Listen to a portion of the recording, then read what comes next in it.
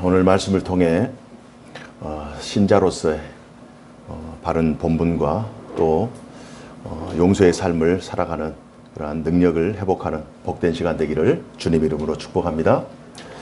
여러분 각자에게 임하기를 축복합니다.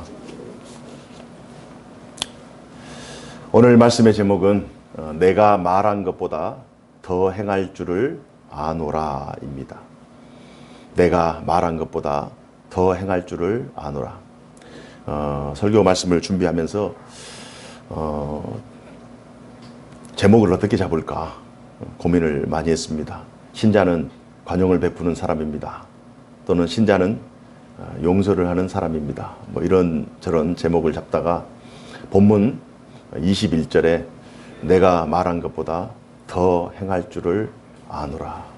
이 말씀이 바울 사도가 빌레몬 장로에게 행한 진심이었을 것이다 라는 그 마음이 들어서 본문을 이렇게 제목을 잡았습니다. 빌레몬서는 신구약 66권 중에서 몇 안 되는 한 장짜리 짧은 서신입니다. 바울이 골로새 교회의 장로인 빌레몬에게 편지를 보내죠. 편지의 내용은 옥중에서 자신이 낳은 아들 오네시모를 종의 신분이 아니라 형제로 받으라 라는 그러한 내용입니다. 빌레몬 입장에서는 이런 바울의 제안이 달갑지만은 않았을 거예요. 왜냐하면 원래 오네시모는 빌레몬 집의 종이었으나 빌레몬에게 여러 해를 끼치고 도망갔어요. 유익한 종이 아니라 무익한 종이었던 오네시모를 종으로 받은 것도 아니고 형제로 받으라고 하니 이 바울의 제안이 빌레몬에게는 결코 달갑지만은 않았을 것입니다. 그리고 빌레몬 그리고 오네시모가 살았던 그 시대는 로마 제국 시대예요. 로마 제국에서 노예 제도는 굉장히 공고합니다. 그 당시에 있었던 노예 제도에 관련된 어떤 사건이 발생했는데요. 그 당시와 그 이후에 발생했는데 크게 두 가지 사건 정도가 발생했습니다. 스쿤투스 사건이라는 사건과요, 스타르타투스 사건, 이 두 사건이 굉장히 그 로마 제국, 그 노예 제도에 관련해서 로마 제국이 얼마나 노예 제도에 강한 의지를 가지고 있었는가를 보여줍니다. 이 스탄쿠스라고 하는 사람은 로마 제국의 행정장관이었어요. 행정장관은 굉장히 고위직이잖아요. 그러나 이 스탄쿠스의 원한을 품은 한 노예가 어느 날 홀로 있는 이 스탄쿠스를 몰래 잠비해서 암살을 시켜버립니다.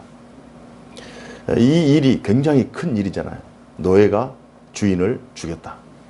그래서 이 로마 제국 언론이라고 하는 그 정치 기구에서 회의를 열어서 그 노예와 상관없는, 그러나 그 노예와 연관되어 있는 400명의 다른 노예들을 다 죽여버립니다. 그러면서 노예제도의 그 정신이라든지 노예제도의 그 제도를 굉장히 공고하게 다시 한번 확실하게 다지고 나갑니다. 그로부터 얼마 후에 스타르투스라고 하는 어떤 한 노예가 자신과 연결되어 있는 검투사들 74명을 동원을 합니다. 74명을 동원해서 반란을 일으켜요.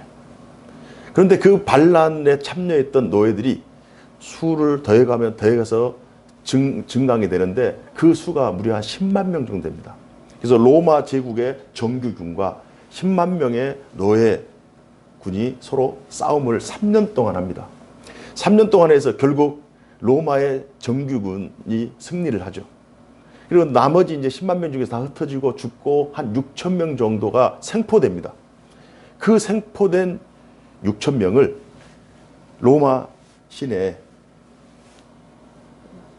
3,000명 양쪽으로 3,000명씩 십자가를 세워서 거기에 못 박아서 다 죽여버립니다. 그러면서 로마 제국의 노예 제도를 굉장히 공고하게 합니다. 이처럼 로마 제국에서는 노예가 로마 시민이 있으면 노예가 훨씬 더 많아요. 그래서 노예가 아니면 로마 제국이 움직일 수 없기 때문에 이 로마의 정치가들은 노예 제도를 굉장히 공고히 하고 또 기강이라든지 또 노예들이 주인에게 대하여 저항하거나 또 반란을 일으키는 것을 용납할 수가 없습니다. 이런 시대적인 상황 속에서 이 오네시모는 빌레몬의 종이었어요. 근데 종이었는데 충성이나 또 헌신하기보다 오히려 주인에게 해를 끼치고 도망가 버렸어요. 결국 감옥에서 바울과 만나고 결국 바울을 통해서 오네시모가 복음을 전해 듣고 이제 회개하고 이제 믿음으로 다시 회복된 하나님의 사람이 되었어요.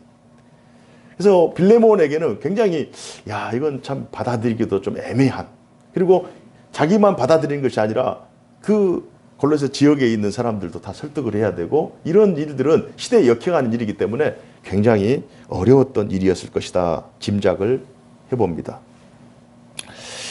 그러나 놀랍게도 빌레몬은 바울의 제안을 수용합니다. 이게 기적이에요, 기적. 그리고 오네시모를 신앙 안에서 한 형제로 받아들입니다.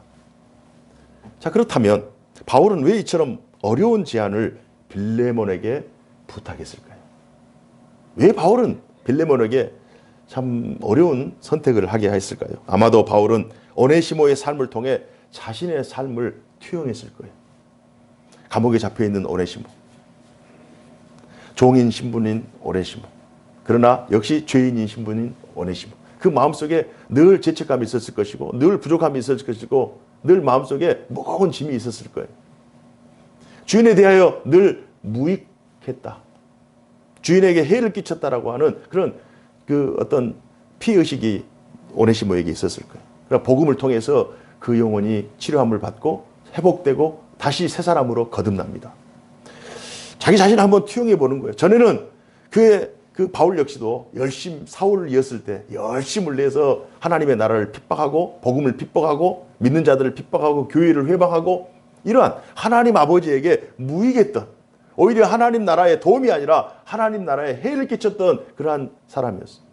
자기의 열심으로, 자기의 의지로, 자기의 감정으로 그렇게 해를 끼쳤는데 돌아보니까 예수 그리스도의 복음을 접하고 이제 새 사람에 대한 그 기쁨을 본인이 누리고 있어서 이 오네시모 역시도 복음이 들어가면 새 사람이 되고 자기에게 주어진 모든 삶의 무게라든지 또 자신의 신분이라든지 또 삶의 가치라든지 이런 것들이 새롭게 변화될 것이다라고 하는 그 강한 어떤 그 연민 혹은 동정 뭐 이런 것들이 바울에게 있었을 것 같아요. 그래서 감옥에서 오네시모에게 복음을 전하고 오네시모가 하나님이 예정하신 뜻 안에서 바울의 복음을 접하고 성령께서 그 마음을 변화시켜서 새로운 사람이 되는 것을 직접 목격합니다. 우리도 마찬가지예요. 우리도 전에는 하나님을 떠난 죄인이었고 이방인이었고 하나님의 나라에 유익을 끼치기보다 오히려 하나님 나라를 회방했던 그러한 삶을 살았어요. 그래서 바울이 이런 어려운 제안을 빌레몬에게 합니다. 이런 의미에서 빌레몬서는 하나님의 나라의 기적의 편지다. 주인과 종의 관계를 하나님 나라의 형제 관계로 전환시켜버렸어요. 주인과 종의 관계를 하나님 안에서의 형제 관계, 종이 형제가 되었다. 이건 있을 수 없는 일이에요. 제국의 본질이 천국의 본질로 바뀐 것을 의미합니다. 설교를 준비하면서 이 형제라고 하는 단어를 신약 성경에 한 300번 정도가 등장하더라고요. 그런데 빌레몬서는 딱 한 장밖에 안 되는 그런 서신인데 이 빌레몬서에 형제라고 하는 단어가 4번이 등장합니다. 빌레몬서의 종을 형제로 했다라고 하는, 종의 신분에서 가족의 신분 혹은 형제의 신분으로 바뀌었다라고 하는 이 사실이 그 당시에는, 우리가 지금 믿겨지지 않지만 그 당시에는 기적과 같은 일이에요. 그래서 빌레몬서를 읽을 때 형제라고 하는 이 단어, 이 단어에 우리가 굉장한 의미를 둬요. 복음이 종을 형제로 바꿨다. 하나님의 말씀이, 하나님의 능력이 종의 신분을 하나님의 나라, 천국 백성의 신분으로 바꿨다라고 하는 이 변화의 놀라운 기적과 같은 그 메시지가 빌레몬서라고 하는 사실입니다. 그러면서 우리는 관용이라고 하는 단어를 한번 되새겨 볼 필요가 있습니다. 족장시대에 관용을 베풀었던 이런 마치 바울이 오네시모에게 관용을 베풀고 또 빌레몬이 오네시모를 또 용서하고 이런 모든 과정들을 신약시대에만 나타나는 정신이 아니라 구약시대에도 역시 이삭의 삶을 통해서 우리가 확인해 볼 수 있어요. 이삭은 별명이 있잖아요. 양보의 사람, 순종의 사람. 모리아산에서 창세기 22장 여호와 이레라고 하는 자신을 제물로 드리려고 하는 이 아버지의 이 제안에 기꺼이 순종합니다. 그러고 나서 아버지가 자기를 죽이려고 할 때 하나님께서 아브라함아 멈춰라 하면서 어린 양을 준비하시죠. 그러면서 여호와 이레를 경험하게 돼요.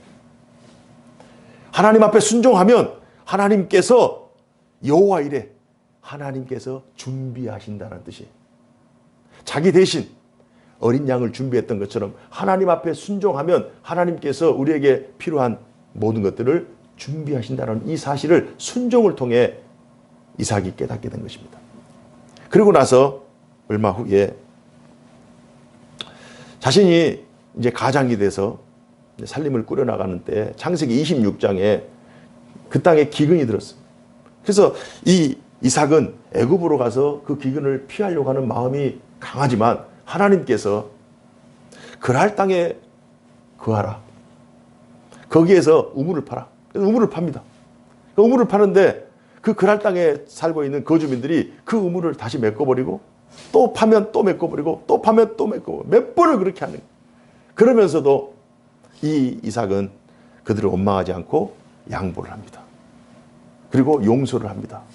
그런데 하나님께서 그 이삭에게 그해 100배나 되는 결실을 맺게 하십니다. 100배의 축복을 합니다. 그래서 용서의 삶, 관용의 삶, 베푸는 삶을 통해서 빌레몬도 마찬가지예요. 빌레몬이 종을 자신의 형제로 받아서 종 한 사람이 사라졌다. 나의 재산이 사라졌다가 아니라 이 종 한 사람을 형제로 받음으로 말미암아 관용과 용서를 베풀면서 아마 하나님께서 빌레몬에게 한 100배나 되는 더 큰 은혜와 복을 허락해 주실 줄로 믿습니다. 이 하나님 나라의 놀라운 기적의 역사가 더 많이 갖기를 원하고 더 많이 소유하기를 원한다고 해서 우리 것이 되는 것이 아니라 양보하고 용서하고 순종하고 관용을 베푸는 세상 사람들의 그러한 성공 전략과 좀 역주행하는 것 같은 그러한 삶을 살아가는 방식을 통해서 하나님이 도와주시면, 하나님이 함께 하시면 마이너스가 플러스가 되는 놀라운 역사를 맛보게 될 줄로 믿습니다. 그렇다면 우리는 어떤 사람들에게 또 어떻게 관용을 베풀며 하나님 사람으로서 관용의 삶을 살아갈 것인가? 베드로 사도가 초대 교인들에게 당부한 내용을 우리가 참고할 필요가 있습니다. 베드로전서 2장 18절 이하에 보면 이런 내용이 있어요. 사환들아, 범사에 두려움으로 주인들에게 순종하되 선하고 관용하는 자들에게만 아니라 또한 까다로운 자들에게도 그리하라. 지금 빌레몬이 오네시모에게 관용을 베풀고 그를 용서하여 종을 해서 형제로 이게 받아들인 것은 그 마음속에 불편한 마음이 있음에도 불구하고 하나님의 말씀에 순종한 거예요. 그리고 자신의 이익을 취하기보다 바울의 요청에 관용을 베풀고 양보한 거예요. 그걸 하나님이 귀하게 여기셔서 66권 성경에 빌레몬 이름을 집어넣고 그를 높여주신 것이에요. 그렇다면 우리 또한 하나님의 말씀을 받아 관용의 삶, 용서의 삶을 이 땅에서 살아가야 되는데 어떤 사람들에게 용서와 관용의 삶을 살 것인가? 베드로전서 2장 18절 까다로운 자들에게도 그리하라. 까다로운 자들. 까다로운 자들을 헬라어 원문에 보니까 스콜리오스라고 하는 이 단어가 헬라어 원문이에요. 까다로운 자들. 여러 가지 의미가 있습니다. 구부러진이라는 뜻이 있고요. 휘어진이라는 뜻이 있어요. 어떤 사람을 대하는데 그 사람 말이 구부러지게 들어와. 그 사람 이 언어가 행동이 휘어지게 우리 있잖아요. 이게 고지것대로가 아니라 순수한 것이 아니라 막 비비 꼬아가지고 사람을 막 좀 애타게 하는 사람들 있잖아요. 어렵게 하는 사람들 있잖아요. 또 비뚤어진 스콜리우스 이 뜻 안에는 비뚤어진 그 뜻이 있어요. 비뚤어진 사고를 가지고 그 사고를 강요를 하거나 그 사고의 잣대를 가지고 우리를 판단하거나 또 우리에게 부당한 것을 요구할 때 사람이 어떻게 저럴 수 있냐. 마음속에 상심이 크잖아요. 시험이 들 수 있잖아요. 또 스콜리오스 이 단어에는 사악한, 부정한, 무뚝뚝한, 심술궂은 이 좋지 못한 이런 사람들의 총합이 까다로운 자들이 까다로운 자들. 그러니까 어떤 사람들에게 까다로운 과정을 베풀 것인가? 까다로운 사람들, 때로는 신술궂고 때로는 비뚤어지고 때로는 사악하고 때로는 휘어지고 말이나 행동이나 어떤 것들 이런 사람들에게까지도 관용을 베풀어라는 거예요. 야, 이게 쉬운 일이 아니잖아요. 지금 빌레몬에게 바울이 요청한 이 자체가 쉬운 것이 아니에요. 쉬운 것이 아니라고요. 그 쉬운 것을 빌레몬은 해냈어요. 베드로 역시 교회 성도들에게 이런 까다로운 자들에게까지 관용을 베풀어라. 그러면 까다로운 사람들에게까지 관용을 베푼 모범이 있어야 될 거 아니에요. 어떤 우리가 따르는 선생님이 있어야 제자가들이 그걸 따라서 행할 거 아닙니까? 그래서 친절하게 베드로전서 2장 19절 이하에 예수님의 예를 들어서 설명합니다. 19절 이하에 부당하게 고난을 받아도 하나님을 생각함으로 슬픔을 참으면 이는 아름답다는 거예요. 죄가 있어 매를 맞고 참으면 무슨 칭찬이 있으리요. 그러나 선을 행함으로 고난을 받고 참으면 이는 하나님 앞에 아름다우니라. 죄를 지어서 당연히 고난을 당하는 것은 당연한 죄에 대한 대가, 형벌이지만 그러나 선을 행함에도 불구하고 애매하게 고난을 당해요. 그러나 그 고난을 보복하거나 복수하지 않고 그것을 받아들이면서 참고 인내하면서 그냥 관용하면서 넘어가는 거예요. 이를 위하여 너희가 부르심을 받았으니 그리스도도 너희를 위하여 고난을 받으사 너희에게 본을 끼쳐 그 자취를 따라오게 하려 하셨느니라. 그는 죄를 범하지 아니하시고 그 입에 거짓도 없으시며 욕을 당하시되 맞대어 욕하지 아니하시고 고난을 당하시되 유업하지 아니하시고 오직 공의로 심판하시는 이에게 부탁하시며. 우리가 공고한 일을 당하거나 또 까다로운 자들에게 핍박을 당하거나 애매하게 어려움을 당할 때 욕은 욕으로 대항하거나 또 폭력은 폭력으로 복수하거나 이것이 아니라 우리가 공의를 행하시는 하나님 앞에 부탁한다는 말은 기도한다는 거예요. 하나님 앞에 우리의 형편과 우리의 처지를 하나님 앞에 아뢰는 거예요. 이게 그리스도인다움이라고 하는 거예요. 그리스도인의 본질, 정체성을 확신하는 것은 다른 사람들처럼 화나면 화나는 대로, 이는 이로, 눈은 눈으로 이것이 아니라 어떤 사람을 용서하되 70번씩 7번이라도 용서하는. 그러면서 하나님 앞에 우리의 형편과 우리의 처지를, 그렇다고 해서 우리가 그 사람을 용서한다고 해서 그 사람이 죄가 사라지는 것이 아니에요. 하나님께서 그 사람에 대하여 징계를 내리시고 우리 대신 하나님께서 그 사람을 판단하실 거예요. 그래서 우리가 우리 스스로 그 사람에게 복수하는 것이 아니라 우리가 억울함이 있고 우리가 좀 답답함이 있고 우리가 조금 손해보는 것이 있으면 그걸 가지고 하나님 앞에 기도하는 거예요. 베드로전서 2장 24절에 보니까요. 친히 나무에 달려 그 몸을 우리 죄를 담당하셨으니 이는 우리로 죄에 대하여 죽고 의에 대하여 살게 하려 하심이라. 그가 채찍에 맞음으로 너희는 나음을 얻었나니 너희가 전에는 양과 같이 길을 잃었더니 이제는 너희 영혼의 목자와 감독 되신 이에게 돌아왔느니라. 베드로 사도가 초대교회 교회 성도들에게 이런 부탁을 하는 거예요. 그러면서 양보의 삶을 살고 관용의 삶을 살고 사랑을 베푸는 그 삶을 사는 것이 결코 손해가 아니다.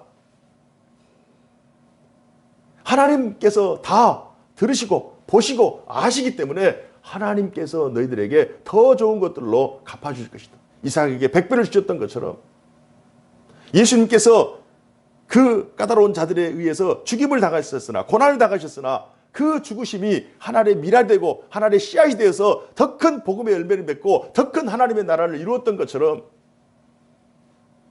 우리의 인생은 우리 스스로 개인의 자연인의 그 인생이 아니라 하나님의 계획과 하나님의 뜻 안에 있는 하나님과 함께하는 인생이기 때문에 하나님께서 반드시 너희를 도와주실 것이다. 하나님께서 반드시 회복시켜 주실 것이다 라고 하는 강한 메시지를 부드러운 어조로 베드로가 하고 있는 거예요. 그리스도의 무한하신 은혜를 체험한 성도는 누구든지 계급이나 지위나 성별이나 인종적 차이나 그 모든 것들을 뛰어넘어서 현재의 잘못을 무조건적으로 용서해야 할 책임과 의무가 있는 존재라고 하는 사실. 이게 쉽지는 않아요. 그러나 그렇게 하는 것이 그리스도인의 책임과 의무입니다. 용서하는 삶. 용서할 때 기적이 일어나요.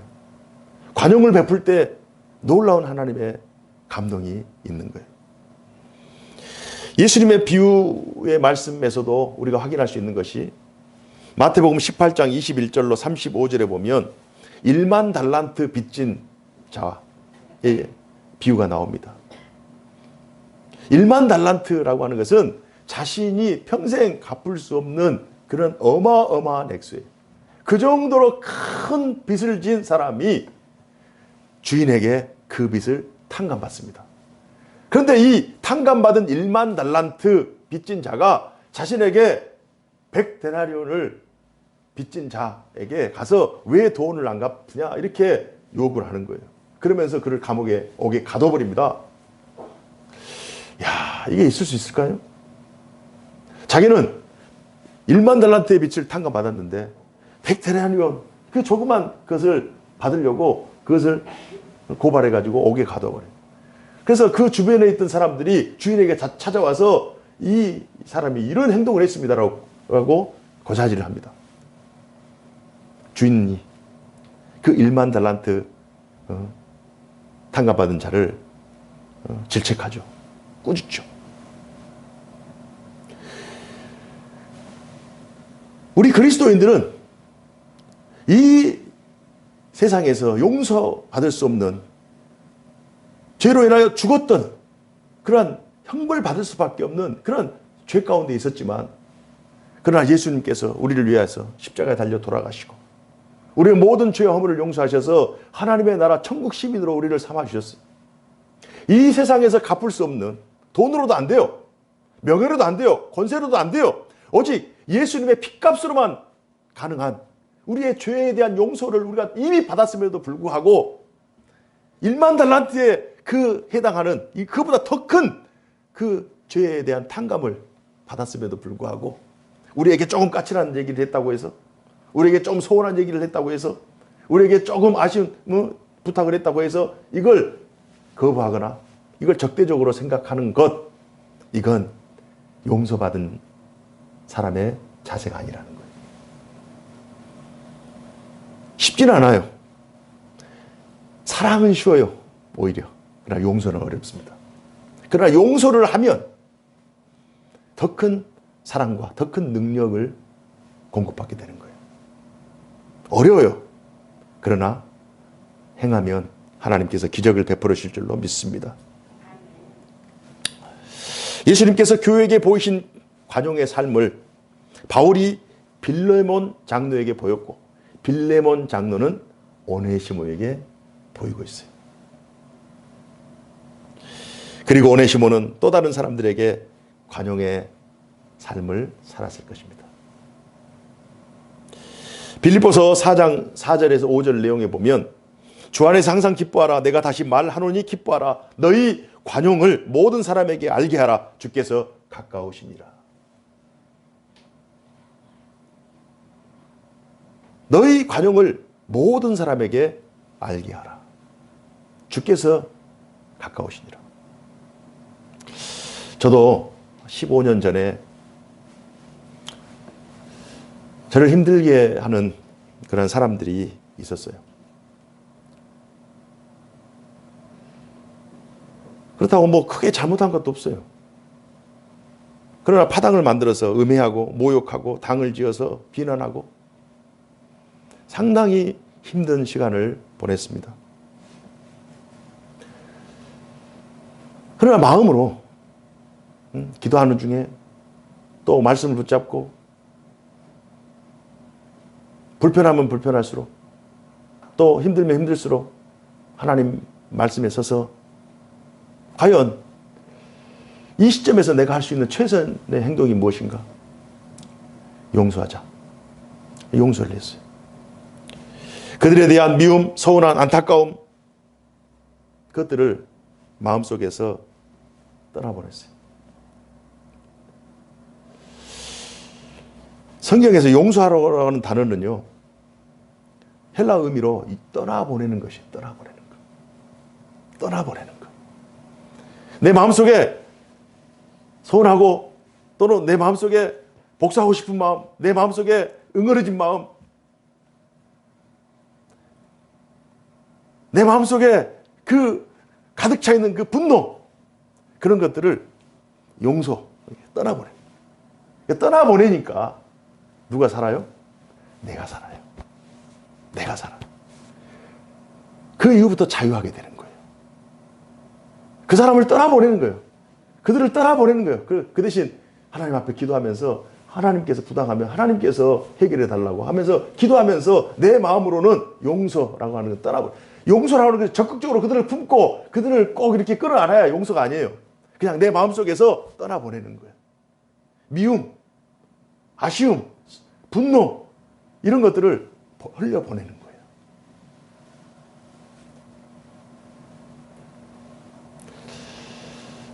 빌레몬이 오네시모를 받아들였을 때 그 마음속에, 오네시모가 떠났을 때는 마음속에 서운함도 있었을 것이고 괘씸함도 있었을 것이고 또 이거 응징해야 되겠다라고 하는 그러한 그 공의도 막 가득 찼을 거예요. 그러나 바울의 제안이 힘든 제안이었음에도 불구하고 그 제안을 받아들이고 그 오네시모에 대한 그 부정적인 마음들을 떠나보내고 진정으로 용서했을 때 그 빌레몬의 마음속에는 얼마나 큰 기쁨과 얼마나 큰 사랑이 충만해 있었을까. 그의 영혼이 얼마나 자유했을까. 오늘 말씀의 제목이 우리 21절 한번 다 같이 읽어봅시다. 21절. 내가 말한 것보다 더 행할 줄을 아노라. 우리 21절 다 같이요. 시작. 나는 내가 순종할 것을 확신함으로 내게 썼노니 내가 말한 것보다 더 행할 줄을 아노라.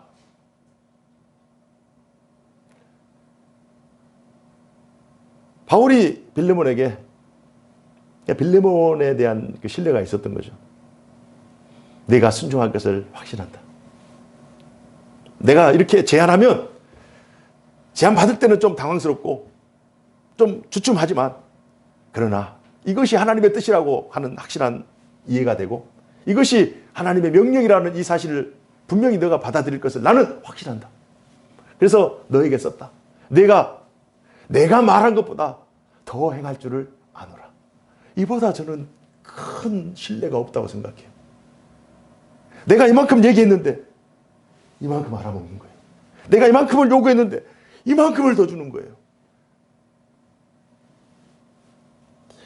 빌레몬이 바울이 말한 것보다 더한 감동으로 사랑을 실천했던 것처럼 이삭이 사람들이 생각했던 것보다 더한 관용으로 평화를 만들어냈던 것처럼 여러분, 우리들이 서 있는 곳에서 처한 환경에서 여러분도 지금까지 관용을 베풀고 용서의 삶을 살고 섬기고 순종하고 양보하는 삶을 살아왔을 줄로 믿어요. 여러분 그렇게 살아왔을 줄로 믿어요.